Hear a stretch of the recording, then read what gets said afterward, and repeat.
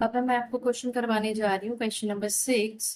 देखो इसमें क्या है। If A and B are acute angles such that cos A is equals to cos B, then show that angle A is equals to angle B। अब देखो हमें यहाँ पे दो एक्यूट एंगल दे रखे हैं और एक कंडीशन दे रखी है, that is cos A is equals to cos B। Then आपको शो करवाना है कि दोनों एक्यूट एंगल इक्वल है। ठीक है, तो आपने इसमें क्या करना है, सबसे पहले आपने दो ट्रायंगल्स कंसीडर करनी है। क्या करना है आपने, दो ट्रायंगल कंसीडर करनी है। ऐसी ही सेम एक आपके पास एग्जांपल भी है, मैं आपको क्वेश्चन करवा दूंगी, आपने एग्जांपल जरूर ट्राई करनी है इसकी। सेम एज इट इज ऐसी ही एग्जांपल है, लेकिन उसमें क्या है, आपका साइन ए साइन बी के इक्वल है। जो कंडीशन है वो साइन के लिए दे रखी है, कॉस के लिए नहीं। अब देखो यहाँ पर आपने क्या करना है, आपको दो एक्यूट एंगल दे रखे हैं ए एंड बी। तो आप यहाँ पर ए ले लो और यहाँ पे आप बी ले लो। ठीक, यहाँ पे आप कुछ भी ले लो, पी क्यू, यहाँ ले लो आप आर एस। ये तो आपको पता ही है 90 डिग्री होगा। ठीक है, अब देखो हमने बोला क्या क्या है, हमें हमें कंडीशन दे रखी है, that is cos A is equals to cos B। तो सबसे पहले तो आप cos A निकालो। अब आपको पता ही है कि cos होता क्या है, cos कौन सी ट्रिग्नोमेट्रिक रेशियो होती है, इसकी क्या वैल्यू होती है, that is B upon H। अब अगर मैं A की बात करती हूँ तो मैं इस ट्रायंगल को उठाऊंगी, दैट इज, अब इसके लिए बेस हमारे पास क्या होगा, ये, और हाइपोटेन्यूज होगा ये। ठीक है, तो बेस क्या है आपके पास, A Q, और आपके पास हाइपोटेन्यूज है ए पी। ओके, इसी तरह आपको कॉस बी निकालना पड़ेगा। क्या निकालेंगे, कॉस बी, और कॉस बी भी हमारे पास ये तो सेम ही होगा, बी अपॉन एच। अब आपके पास बी बेस है और बी ही आपके पास यहाँ पर एक्यूट एंगल है। तो आप देखो, ये आपके पास बेस हो गया और ये आपके पास हाइपोटेन्यूज हो गया। तो यहाँ से S B upon R B, ये चीजें निकालनी पहले आपने। अब आपके पास है कि दोनों आपस में क्या है, इक्वल। उन्होंने बोला है cos A is equals to cos B। तो डालो अब अपनी इसकी value, that is A Q upon A B, S B is equals to R B. आप लोगों ने मान लिया कि ये दोनों, माना कि आप लोगों को गिवन है, बस वैल्यू पुट करके आपने दोनों को इक्वल कर दिया। ठीक, अब आपने क्या करना है, इंटरचेंज करना है इनको। ठीक, आपके पास यहां से आ जाएगा ए क्यू अपॉन, ये एस भी चला जाएगा इधर, सिर्फ इंटरचेंज किया और कुछ नहीं किया, और एपी आपके पास आ जाएगा इधर। ठीक है, एपी कहाँ चला गया, ऊपर, और नीचे आपके पास क्या है, आर बी। अब आप देखो ये दोनों चीजें इक्वल है, तो आप मान लो ये के इक्वल। ठीक है, से से का मतलब होता है कि आपने अपनी तरफ से उसको कोई भी वैल्यू मान। ठीक है, ये दोनों अगर इक्वल है तो दोनों के इक्वल। ठीक, अब आपने क्या करना है, देखो अब आपको यहाँ से वैल्यूज निकालनी पड़ेगी। किस किस की वैल्यू निकालनी, अब देखो ए सी, अब आपने यहाँ से ऐसे याद रखना है, P A Q upon S B, A Q upon S B, A Q upon S B. देखो इसकी ये वाला बेस और इसका भी बेस आ गया। दूसरी साइड आपके पास A P upon R P, इधर भी आपका ए पी और इधर भी आर पी। मतलब दोनों ट्रायंगल की कॉरेस्पॉन्डिंग साइड्स की रेशियो आ रही है ना ये। देखो जब हमने इसको इंटरचेंज कर दिया तो आपके पास आया ए क्यू अपॉन एस आ गया, और दूसरी साइड आपके पास आ गया A P upon R B. दोनों कॉरेस्पॉन्डिंग रेशियोज है ना साइड्स की, उसको आपने के माना। अब इसकी भी रेशियो बन गई, इसकी भी रेशियो बन गई, बचा कौन, परपेंडिकुलर बचा ना दोनों के केस में। अब आपने पाइथागोरस लगा के इनकी इनकी भी रेशियो फाइंड आउट करनी है। ठीक, इसमें आपने क्या करना है, अब आप बोलोगे वाई यूजिंग पाइथागोरस थ्योरम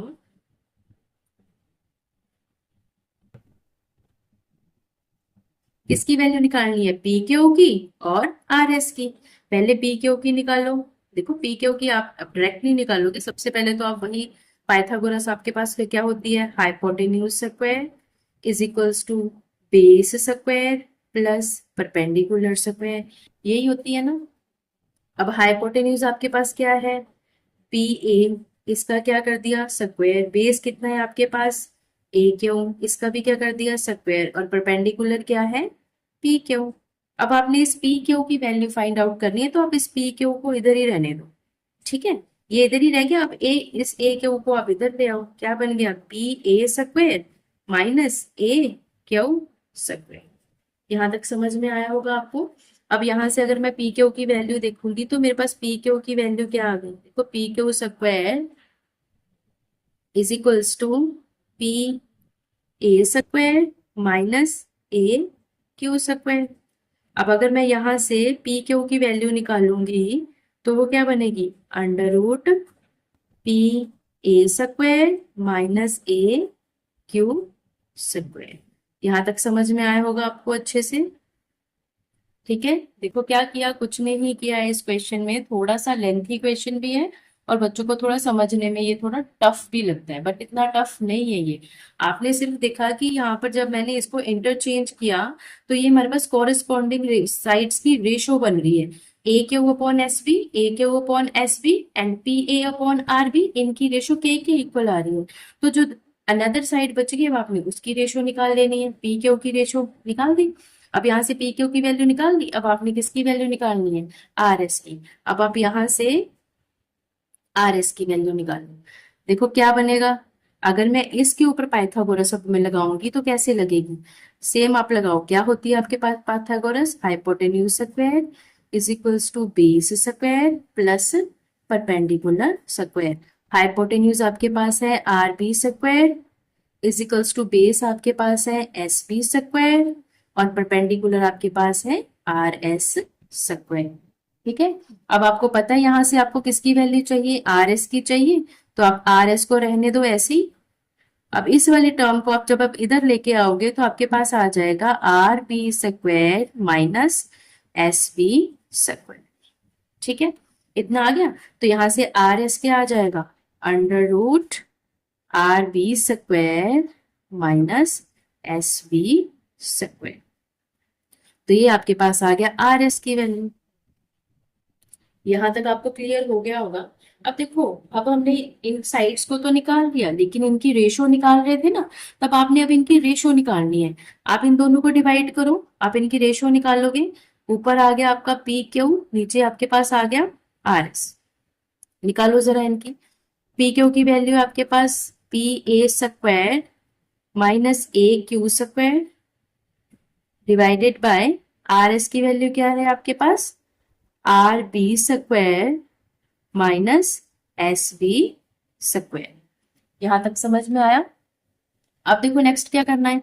अब आपके पास जहां पर ये चीजें आई थी ना, अब आपने देखो यहाँ पर ये जो आपका क्वेश्चन था, यहां से अगर मैं ए क्यू की वैल्यू निकालूं तो मेरे पास ए, देखो इसका मतलब अगर ये दोनों इक्वल है और ये के इक्वल है, इट मीन्स ये भी के इक्वल होगा, ये भी के इक्वल होगा। अगर मैं यहां से ले लूं A Q upon S B is equals to K, और दूसरी साइड अगर मैं देखूं तो जो A P upon R B है वो भी किसके इक्वल होगा, के इक्वल। ठीक है, यहां से आप निकाल लो, आप वैल्यू किसकी, ए क्यू की वैल्यू निकाल लो। ए क्यू की वैल्यू क्या होगी आपके पास, के इंटू एस बी, और अगर मैं यहां से ए पी की वैल्यू निकालूं तो होगी के इंटू आर बी। ठीक है, अब देखो ये जो दोनों वैल्यूज अब आपकी आई ए क्यू और ए पी की, ये आपने यहाँ पे पुट करना है। ए क्यू और A P, P A same होता है तो इनकी वैल्यू पुट करो। देखो यहां से ए पी चाहे पी ए क्या है, उसकी वैल्यू आर बी डॉट के, इसका क्या है स्क्वायर, माइनस ए क्यू क्या है आपके पास एस बी डॉट के, डॉट मतलब मल्टीप्लाई लेके समझना इसको, अपॉन नीचे आपके पास है, नीचे आपने कुछ नहीं करना, जो है आपने एज इट इज लिख दे। ठीक है, इसका स्क्वायर माइनस एस बी का स्क्वायर। ठीक है, यहां तक समझ में आया आपको। अब देखो नेक्स्ट क्या करना है आपने। अब आपके पास क्या है, देखो जो भी आपके पास ये वैल्यूज आई हैं आपकी, अब आप यहां से इनका स्क्वायर कर दो। आपके पास आया P Q upon R S is equals to under root, यहाँ पे बन जाएगा आर बी स्क्वायर और किसका के का भी स्क्वायर बन जाएगा।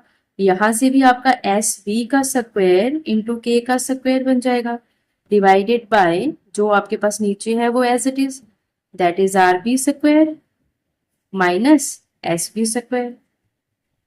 ऊपर अब आप यहां से क्या कॉमन निकाल सकते हो, के स्क्वायर कॉमन निकाल सकते हो इन दोनों में से। अंदर क्या बच जाएगा, आर बी का स्क्वायर माइनस एस बी का स्क्वायर। ठीक है, और ये अभी तक अंडर रूट के अंदर ही है, डिवाइडेड बाय नीचे आपके पास चीज एज इट इज।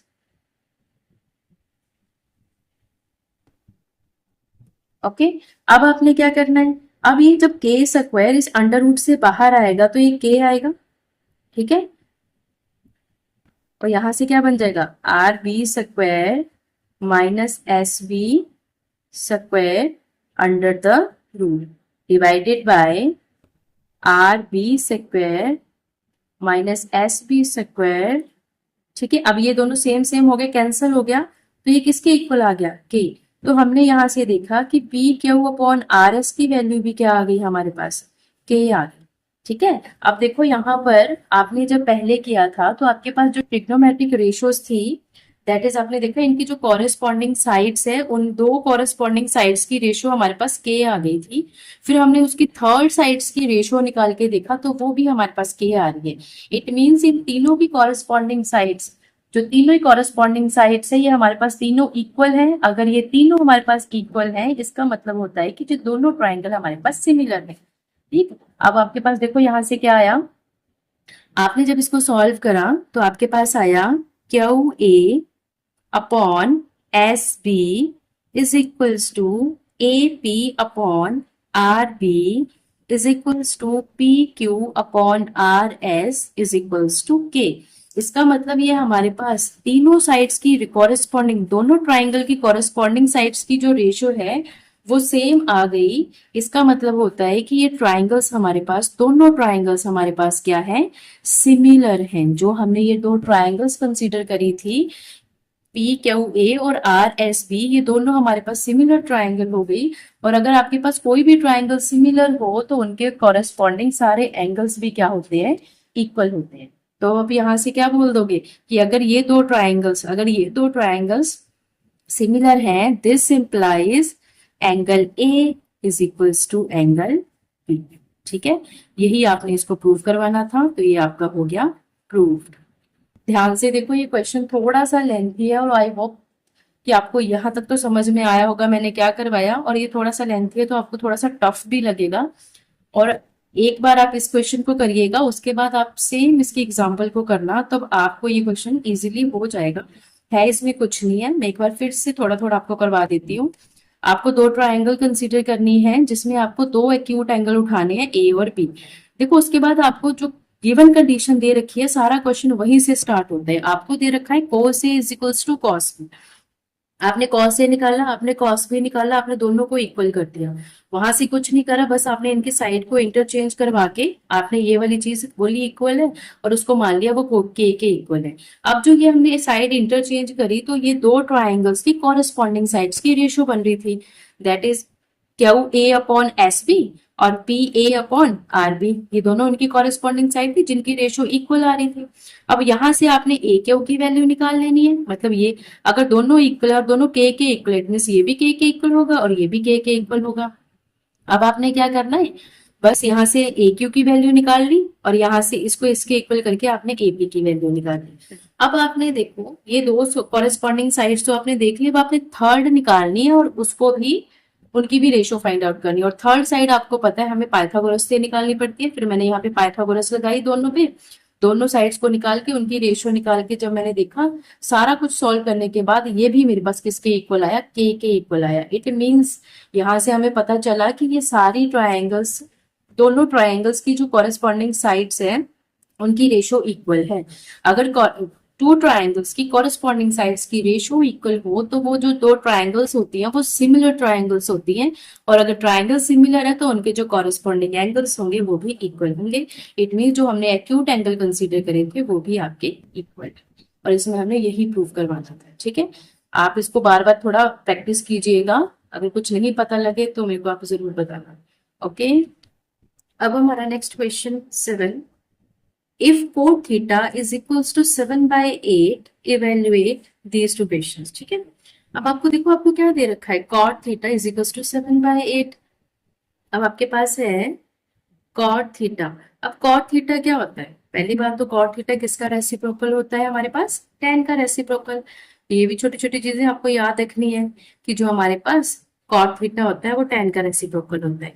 और हम जो नॉर्मल सा ट्रिक लगाते हैं, पंडित भद्री प्रसाद हर हर बोले सोना चांदी तोले, तो यहाँ से आपको पता लग रहा है कि P/B हमारे पास क्या बन रहा है, tan।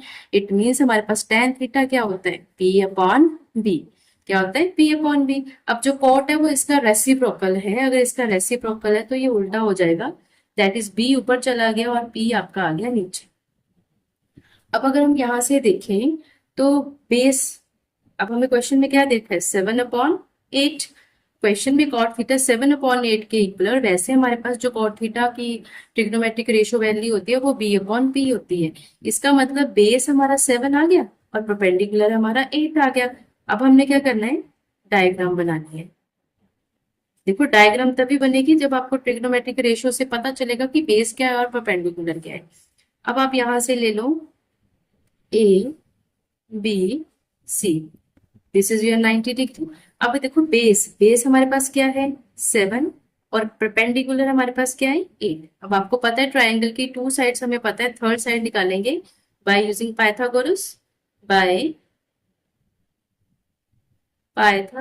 थ्योरम। क्या होती है हमारे पास पाइथागोरस थ्योरम, हाइपोटेन्यूज का square base square plus perpendicular square. अब आप यहां से देखोगे आपके पास हाइपोटेन्यूज क्या है, हाइपोटेन्यूज आपके पास है AC। आपने ये साइड से जरूर लिखनी है।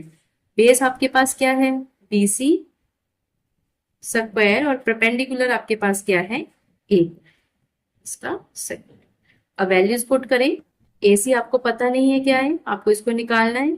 BC आपके पास कितना है 7 स्क्वायर और AB आपके पास कितना है 8 स्क्वायर। अब AC का square is equal to 7 square is your 49, 8 square is 64। आप दोनों को प्लस करो, 3 6 1 130। ठीक है, और यहां से फिर आपका AC क्या आ गया, ये स्क्वायर इधर जाके क्या बन जाता है √13। अब देखो यहाँ पर अगर हम √13 की देखें, कोई भी ऐसा नंबर नहीं है जिसको 2 बार मल्टीप्लाई करें तो हमारे पास 113 आ जाए। ठीक है, तो इसको एज इट इज ही हम छोड़ देंगे, है ना। अब देखो इसका मतलब हमारे पास ये वैल्यू कितनी आ गई 113। अब देखो उन्होंने हमें क्या क्वेश्चन में निकालने के लिए बोला है, तो क्वेश्चन जरा ध्यान से करना। अब आपके पास क्वेश्चन में है 1 + sin θ 1 - sin θ upon 1 + cos θ 1 - cos θ। इसका मतलब आपको पहले ये ट्रिग्नोमेट्रिक रेशियोज है, sin θ और cos θ की वैल्यू फाइंड आउट करनी पड़ेगी। तो सबसे पहले फाइंड आउट करते हैं हम sin θ। देखो अब अगर हम sin θ निकालें तो sin θ हमारे पास क्या होगा, sin θ होता क्या है P/H। देखो अब यहां से P क्या है आपके पास AB और हाइपोटेन्यूज क्या है आपका AC। तो परपेंडिकुलर की वैल्यू है 8 और AC की वैल्यू है आपके पास 100√13।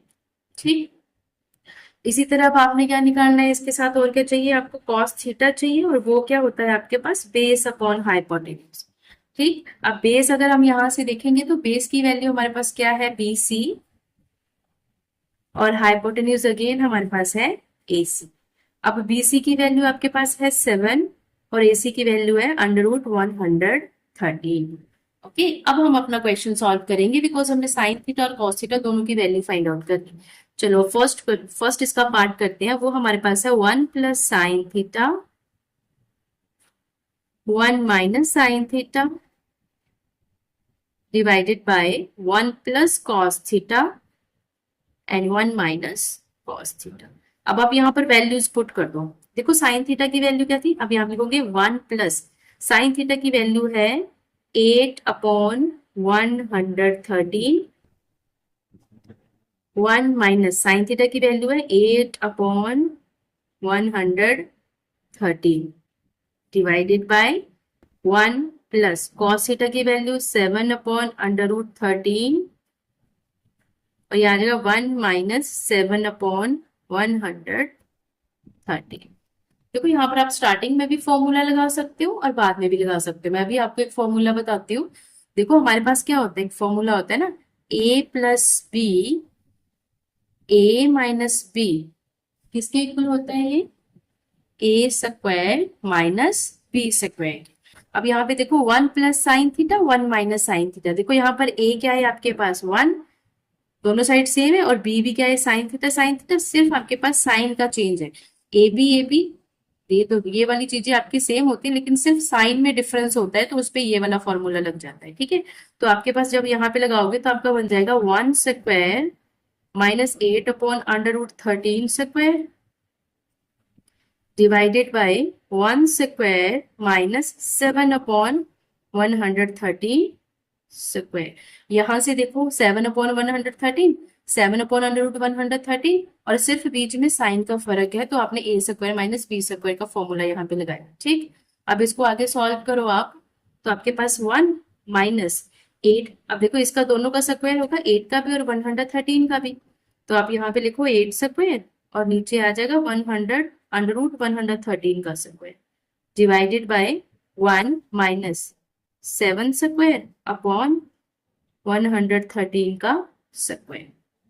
ठीक, अब यहाँ पे देखो, अब इसके बाद आगे क्या होगा आपके पास, 1 - 8 स्क्वायर आपके पास हो गया 64 अपॉन, ये स्क्वायर से अंडर रूट हो जाएगा कैंसिल, तो ये आ गया 113 divided by 1 - 7 square is your 49, और यहाँ पे फिर स्क्वायर से अंडर रूट कैंसिल 113। अब देखो यहाँ पे कुछ नहीं है तो 1 हो सकता है। कभी भी आपको रैशनल नंबर मिल जाए, कभी भी आपको दो रैशनल नंबर मिल जाए, उनमें चाहे प्लस है या माइनस है, वहां पे आपने सिंपली याद रखना है कि आपको एलसीएम ही लेना है। कभी भी आपको दो रैशनल नंबर मिल जाए जो पी बाय क्यू की फॉर्म में हो और उनके बीच में प्लस या माइनस है, तो आपने बिना सोचे समझे वहां पर एलसीएम ही लेना है। ठीक, अब यहाँ पर एलसीएम लो आप। अगर आप यहाँ पे एलसीएम लोगे तो आपके पास ऊपर एलसीएम 113 आ जाएगा, फिर इसको इसके साथ मल्टीप्लाई किया 113 माइनस 64, और डिवाइडेड बाय, देखो नीचे भी आपके पास दो रैशनल नंबर है, यहाँ पे भी आपने एलसीएम लिया, और यहाँ पे बन गया 113 माइनस 49। अब देखो यहाँ पर 113 तो हो गया आपका कैंसिल। ठीक, अब आपके पास यहाँ पे क्या आएगा, 113 माइनस 64, और नीचे आ जाएगा 113 माइनस 49। अब यहाँ पर आप माइनस करो 9, यहाँ पे आ गया 49, और नीचे आ जाएगा 64। ठीक है, तो आपके पास ये आंसर आ गया इस पूरे क्वेश्चन को सॉल्व करके, दिस इज योर आंसर। ठीक है, ये हो गया आपका फर्स्ट पार्ट। अब जो आपका सेकेंड पार्ट है वो आपको सिंपली क्या दे रखा है, कॉट स्क्वायर थीटा। आपको दे रखा है कॉट स्क्वायर थीटा। देखो इसमें आपको कुछ सोचने की जरूरत नहीं है, आपको पता है आपको क्वेश्चन में कॉट थीटा दे रखा है, कितना दे रखा है कॉट थीटा, 7/8। तो आपने क्या करना है, अब आपने यहाँ लिखना है cot theta is equals to 7/8, तो फिर कॉट स्क्वायर थीटा हमारे पास क्या हो जाएगा, 7/8 whole square means 7 square and 8 square. 7 square is your 49 और this is 60। Okay, I hope आपको ये चीज समझ में आई होगी। थोड़ा सा क्वेश्चन लेंथी है बट टफ नहीं है, इजी है। बस ये कैलकुलेशन समझने की जरूरत है। इस कैलकुलेशन को जब आप बार बार ट्राई करोगे तो आपको ये समझ में आ जाएगी। ओके।